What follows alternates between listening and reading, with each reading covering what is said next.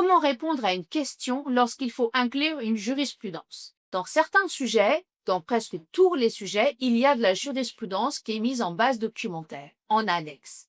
Première chose à faire, c'est énoncer la règle de droit. Il faut bien sûr rappeler la règle et attention, parfois la règle est présente dans l'arrêt qui est fourni à l'examen. Il faut se référer et citer l'arrêt qui est fourni en base documentaire et faire le lien entre l'arrêt et la question qui est posée à l'examen avec le problème de droit qui est donc posé dans la question de la situation. Mais pas besoin de faire une thèse. C'est pas la peine de faire une analyse d'arrêt.